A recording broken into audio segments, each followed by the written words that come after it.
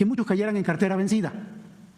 Y al caer en cartera vencida, dentro del Infonavit, quienes venían tomando las decisiones, la Asamblea General, el Consejo de Administración, la propia administración del Infonavit, en lugar de buscar la solución a esa cartera vencida, que evidentemente era derivada de un cobro excesivo, o más allá de lo racional y de lo legal, lo que se les ocurrió fue hacer demandas por el hecho de que no podían pagar estos derechohabientes. La que sigue, por favor. Esto nos lleva… ¿Perdón? Ah, caray. Imagínense, amigos, qué tan podrido estaba el Infonavit. Y esto es algo que va a llamar muchísimo la atención y es información que pesa. Estamos hablando de que el Infonavit, sus grandes posiciones, estaban en colusión con jueces, con este tipo de profesionistas del derecho, para poder demandar y sacar de su vivienda a aquellas personas que no podían seguir pagando un crédito. Estamos hablando, amigos, de juicios masivos para despojar viviendas. Y otra vez vemos cómo estaba coludidísimo el Infonavit con el Poder Judicial. Vean la tremenda mafia que se estuvo formando desde sexenios prianistas, con el fin de fregar a la gente y de igual manera volverse más ricos. Obviamente, con una reforma completa, que estamos hablando del Poder Judicial y del Infonavit, pues esto empieza a caer. Esta información, amigos, es bastante buena para que vayan escuchando. El Programa Nacional de Viviendas, 1 millón de viviendas, es la construcción de 500,000, para lo cual la presidenta nos instruyó la constitución de una empresa. Se requería para esta constitución de la empresa un cambio constitucional y cambio a la ley del Infonavit. El cambio constitucional ya se dio, la ley del Infonavit ya pasó por la Cámara de Senadores, ahora está en la Cámara de Diputados. Esperamos que en los próximos días ya quede resuelto el tema de la reforma del Infonavit para empezar ya con la construcción. Sin embargo, hemos empezado con algunas acciones para que una vez que esté aprobada la ley del Infonavit, iniciemos de inmediato. Así es de que, si me ayudan con la siguiente, decirles que en términos de reforma territorial, de reserva territorial, hoy el Infonavit ya tiene reserva en 30 estados. Tenemos 143 predios que suman poco más de 500 hectáreas, donde potencialmente podemos construir ya más de 86,000 viviendas, más o menos un poquito más de la meta que tenemos para este año. Esto no significa que ya estamos tranquilos. Este año, aparte de construir estas viviendas, tenemos que procurar el suelo del próximo año. Entonces, pero por lo pronto, en términos de suelo que se requiere para este año, diríamos que estamos ya un poquito tranquilos en ese sentido. La que sigue, por favor. También hicimos un convenio con el Instituto Tecnológico Nacional de México y en el primer trimestre de este año vamos a tener ya 114 proyectos arquitectónicos que se nos van a entregar, algunos en enero, otros en febrero y otros en marzo, en estos estados que aparecen en la lista. Quiero recordarles que hemos estado hablando del congelamiento de créditos. Les quiero hacer muy brevemente un recuento.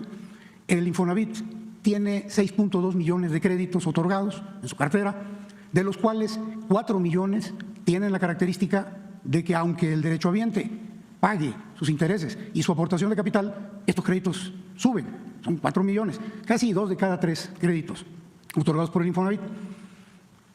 Hablamos con la presidenta de inmediato nos instruyó que se resolviera el problema y se congelaron ya 2 millones de créditos. ¿Qué significa congelar? Que ya no van a seguir subiendo como venían haciéndolo.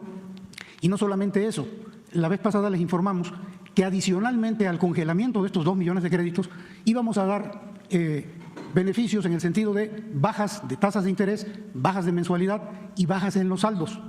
La vez pasada les informamos que llevábamos 516,000, tenemos un paquete de 60,000 adicionales que en los próximos días los vamos a meter también a estos beneficios, con lo cual llegaríamos casi a los 590,000 créditos que no solo se congelaron, sino que ya recibieron beneficio de quita de interés, disminución de mensualidad y quita de saldos, de manera muy importante. Bueno, el hecho de que estos créditos, que ya tienen muchos años, que se empezaron a dar y que se suspendieron en la administración del presidente López Obrador, con esta característica que los convertía en impagables, trajo como consecuencia que muchos cayeran en cartera vencida. Y al caer en cartera vencida, dentro del Infonavit, quienes venían tomando las decisiones, la Asamblea General, el Consejo de Administración, la propia administración del Infonavit, en lugar de buscar la solución a esa cartera vencida, que evidentemente era derivada de un cobro excesivo, o más allá de lo racional y de lo legal, lo que se les ocurrió fue hacer demandas por el hecho de que no podían pagar estos derechohabientes. La que sigue, por favor. Esto nos lleva… ¿Perdón? Ah, caray. ¿Habrá otra presentación? A ver si el equipo de Octavio… tenemos, perdóname, ¿sí tenemos otra presentación? A ver si el equipo de Octavio nos manda la otra presentación. Una disculpa, pensé que estaban… Eso lleva a que en el Infonavit se tome una decisión de judicializar, de demandar a quienes no podían pagar por este cobro excesivo que convertía los créditos en impagables. Entonces, la estrategia fue hacer demandas, pero de una manera poco ética, yo diría que incluso ilegal, porque estas denuncias se hicieron de forma masiva, lo que le llamamos juicios masivos. Esto se empezó a combatir, o inició, en la administración del presidente López Obrador. La que sigue, por favor. Bueno, esto es un poquito lo que decimos, eran consecuencias de que eran impagables los créditos, subían las viviendas, que también ya se habían deshabitado, que estaban abandonadas, vandalizadas o invadidas, porque no solamente era el tema del cobro excesivo, sino que las viviendas se construían muy distantes de las ciudades, no eran adecuadas para la gente, y eso ocasionó esta cartera vencida. Y bueno, en 2012 se implementó una estrategia de juicios masivos, lo que les decía yo, a través de despachos, los cuales cometieron irregularidades, porque no se notificaba a los acreditados. Se incluyeron acreditados que no tenían problemas de pago. Como se hizo masivo y casi fue discrecional lo que hicieron los despachos, pues incluyeron gente que no tenía problemas. Y, por ejemplo, un derechohabiente que tenía una vivienda en el Estado de México, lo demandaban en Coahuila, vulnerando su derecho a defenderse, aunque nunca recibía la notificación. La que sigue, por favor. Bueno, les decía que en la administración del presidente López Obrador, el presidente le pidió al Consejo de Administración del Infonavit desistirse de los juicios masivos y detener el desalojo de familias.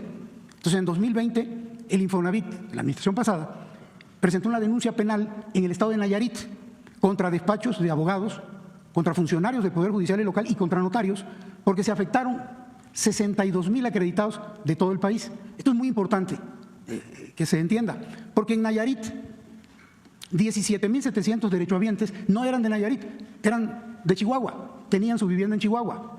16,500 tenían su vivienda en Tamaulipas, 6,200 en Nuevo León, 20,000 en el resto del país y solo 737 eran de Nayarit. Entonces, llama la atención que si bien 1972 derechohabientes tenían su vivienda en Nayarit, solo 737 eran de Nayarit, todos los demás eran del resto del país. Y esto con la finalidad de que el derechohabiente no supiera que lo estaban demandando y no pudiera ser notificado. Esto trajo como consecuencia la denuncia penal, porque era un delito, era un procedimiento irregular. Y en aquel entonces fueron acusados un notario, un magistrado, 5 jueces y otros 5 funcionarios. Hoy día, 2 jueces, 3 funcionarios siguen en la cárcel derivado de lo que pasó en Nayarit con el tema de los juicios masivos. El asunto es que en esta administración continuamos con la averiguación porque se nos hacía raro de que esto nada más hubiese ocurrido en Nayarit. Entonces iniciamos una revisión a nivel nacional y miren ustedes lo que encontramos. La que sigue, por favor. Aquí está todo el país, todos los estados del país. Voy a tratar de explicarme. Los que están con rojo son los más exagerados, fue donde se cometió de manera mayor los delitos. Pero miren, en el Estado de México, en total se llevaron a cabo 54,700 juicios. Del Estado de México solo eran 79, 54,700 eran de otros estados. Es exactamente lo que pasó en Nayarit. En Tamaulipas, de 42,000, solo 3,500 eran de Tamaulipas y 39,000 casi eran de otros estados. Chihuahua, de 31,000, 30,000 eran de otros estados. Nuevo León, de 26,000, 22,000. Aquí en el caso de Veracruz, que son los más exagerados, de 14,500, 14,200 eran de otros estados. En Yucatán, de 6,357, 6,265 eran de otros estados. Guerrero, de 4,690, 4,630 era de otro estado. Aguascalientes. Entonces, todo esto es una red de corrupción que tenía como objetivo que el derechohabiente no se enterara de que estaba siendo demandado. La que sigue, por favor. ¿Cuál fue la consecuencia? Bueno, es un dato importante. En 6 estados se concentran el 86% de las demandas de todo el país, de otros estados. Si le sumamos a esto las demandas masivas de sus propios estados, en 6 estados está el 92% del total nacional de estos juicios masivos. Entonces, ¿cuáles son los estados? Coahuila, Jalisco, Nayarit, Baja California, la Ciudad de México y Morelos. Entonces, miren, en Coahuila, de 167,000 juicios, 157 son de otro estado. En Jalisco, de 76,000, 59 y así sucesivamente. Queda muy claro el procedimiento. La que sigue, por favor. Entonces, de 373,000 derechohabientes que fueron afectados en estos juicios masivos, el 80%, 302,000 de 373, fueron demandados en otros estados. Solo 71,000 fueron demandados en su propia entidad. Y en todos los casos, las siguientes irregularidades. No fueron notificados personalmente en sus domicilios, como lo marca la ley. Se vulneró el debido proceso, ya que esta gente no tuvo conocimiento de que estaban siendo enjuiciados. Y al no tener conocimiento del juicio, pues el proceso se aceleró, pues no contestó el demandado. Hagan de cuenta que fue en rebeldía, el juicio se aceleró y rápido estos despachos ganaron el proceso, a partir de un procedimiento irregular y corrupto. La que sigue, por favor. Bueno, permítanme, si me regresan, porque esto es importante. Ni el Comité de Auditoría, ni la Comisión de Vigilancia del Infonavit, ni los consejeros del Infonavit realizaron ninguna acción. Esto ocurrió y como si no hubiese ocurrido. Ahí está el problema, pero ahora sí que, como dicen el dicho, no pasaba nada. La que sigue. Como resumen, de 373,000 derechohabientes afectados por estos juicios, 249,000 perdieron su propiedad, perdieron su vivienda. 207,000 que se supone que debieron haber pasado a manos del Infonavit, pues no se pueden escriturar porque estos juicios son ilegales, son irregulares. Entonces estos despachos ganaron, pero como es irregular el juicio, pues el Infonavit no puede escriturar. Y estas 207,000 viviendas son de nadie, ni son del derechohabiente original, ni el Infonavit las puede recuperar. Y 42,000 viviendas fueron vendidas por el Infonavit en subastas. Aquí hay un dato que es a resaltar, porque más de 22,000 acreditados que fueron afectados por estos juicios, curiosamente están al corriente de sus pagos. No hay ninguna razón para que los hubiesen metido en esto. La que sigue, por favor. ¿Cuánto se les pagó a estos despachos por lo que hicieron?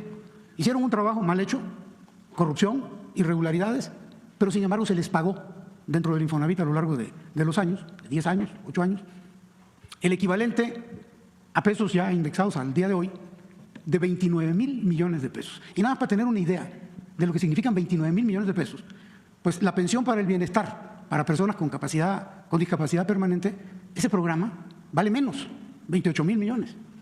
El presupuesto de Tlaxcala son 28,000 millones, menos que lo que se le pagó a estos despachos corruptos. El presupuesto de Colima, 23,000.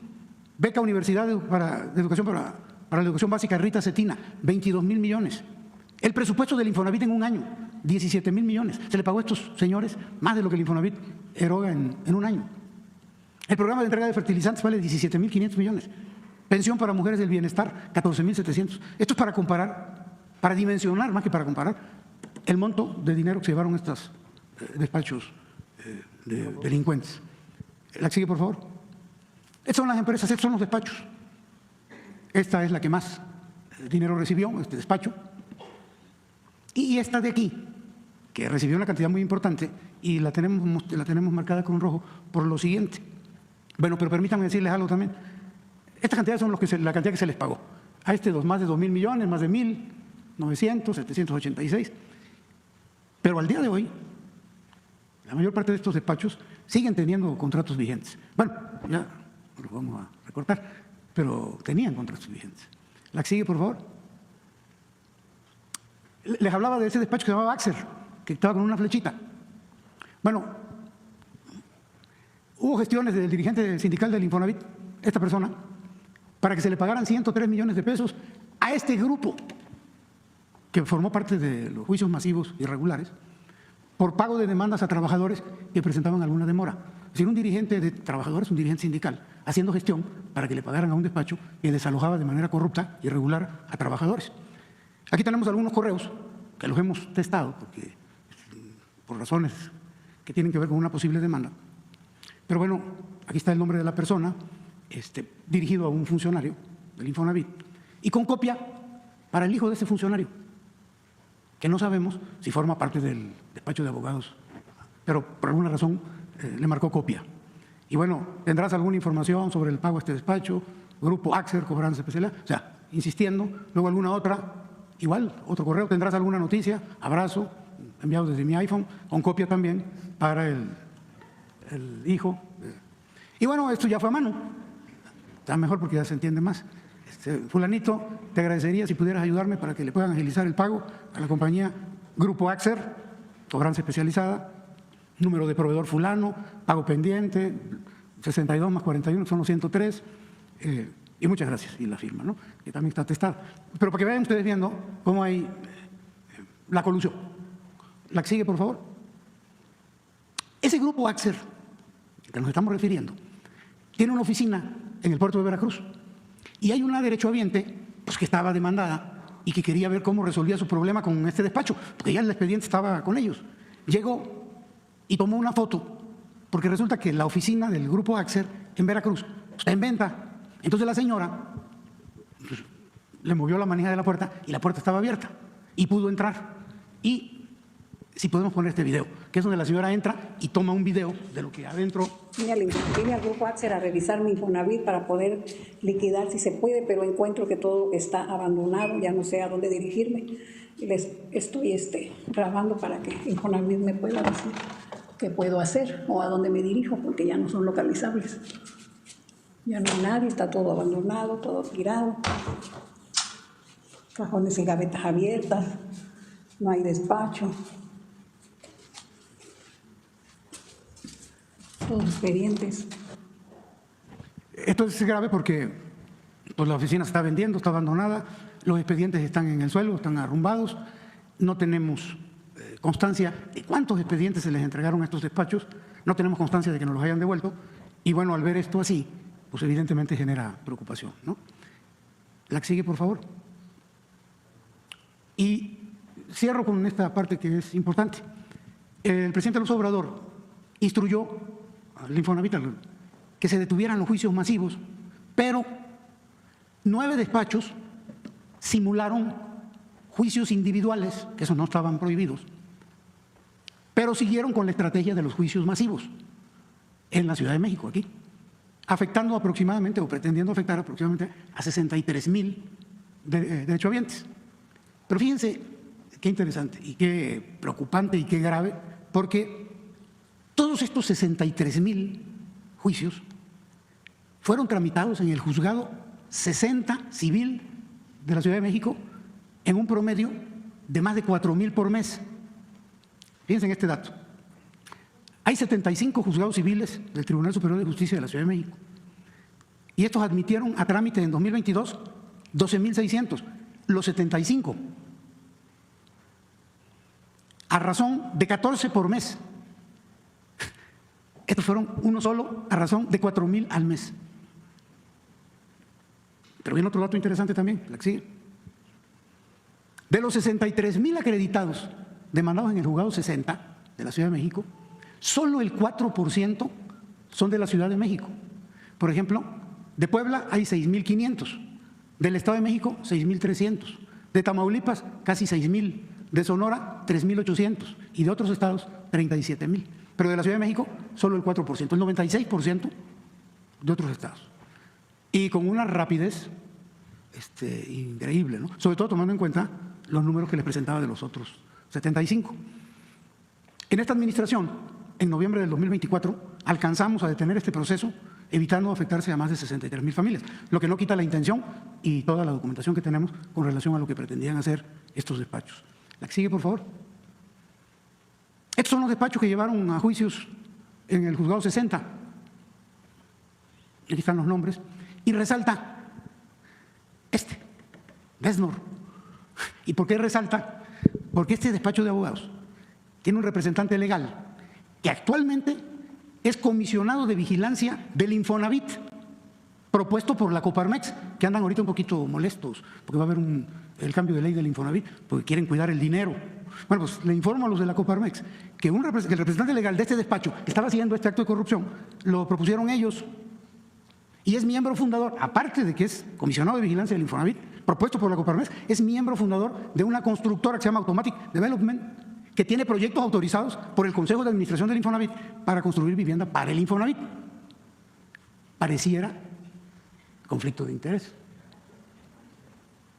La que sigue, por favor. Bueno, le informamos a la presidenta y parece que no le gustó a la presidenta y nos instruyó dos cosas. En primer lugar, hay que resarcirle el daño a los derechohabientes, lo que va a generar un costo para el Infonavit. No van a ser nada más los 29,000 millones, sino que tenemos que resarcir este daño con un costo.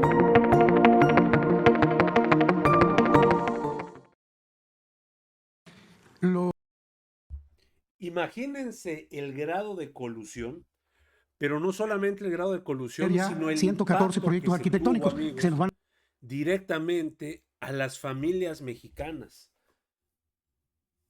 Al Infonavit en ese momento, junto con los despachos que estaban coludidos, no les importaba dejar a la gente en la calle. Ya vimos la cantidad millonaria que estaba en juego, pero no solamente eso.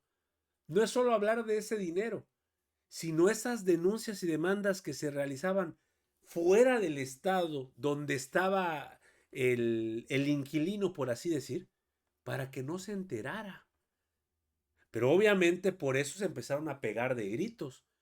Y me gustó mucho esta gráfica que ponen, donde se hace la comparativa de lo que se le pagó a los despachos, 29,263 millones de pesos, comparado con la lana que se manejaba de más bajo, de hecho, para pensiones o presupuestos estatales.